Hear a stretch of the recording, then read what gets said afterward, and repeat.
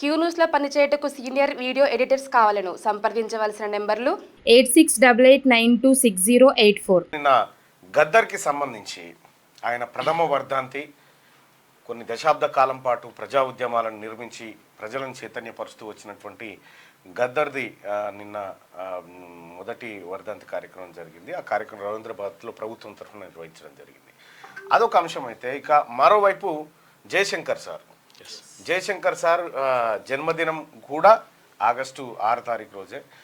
Jayashankar sir ఇక ఆయన లేకుండా అసలు తెలంగాణ అనేటువంటి విషయమే లేదు. ఇక తెలంగాణ ఈడ మా ఏది ఈ నిధులు, ఈ బడ్జెట్లు, కేసీఆర్ కూడా లేడు. కాబట్టి ఎప్పుడైనా జయశంకర్ సార్ ఆయన భవిష్యత్ తరాల్లో కూడా ఆయన చాలాసార్లు చెప్పిండు, తెలంగాణ రాష్ట్రం ఏర్పడితే దొరల రాజ్యం వస్తుంది, పెత్తందారుల రాజ్యం వస్తుంది, ఆ రాజ్యం పోవడానికి మళ్ళొక్కసారి పోరాటం చేయాలని చెప్పి జయశంకర్ సార్ చెప్పిండు.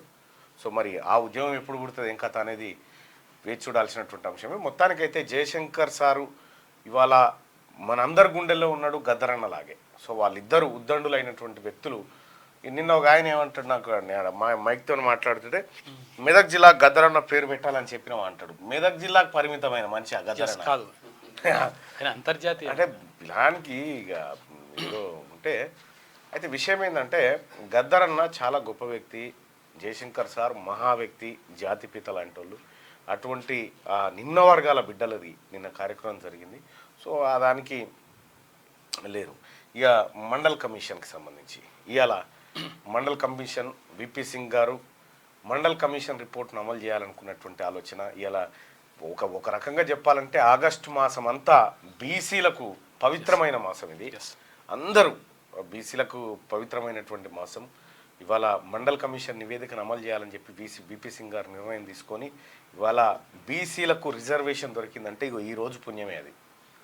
కాబట్టి ఇక్కడ ఢిల్లీలో జరుగుతున్నటువంటి ప్రత్యేక కార్యక్రమానికి నేను కూడా హాజరు కాబోతా ఉన్నా ఇవాళ సాయంత్రం 4 గంటలకి. సో మండల్ కమిషన్ దానికి సంబంధించినటువంటి చర్చ ఉండబోతా ఉంది.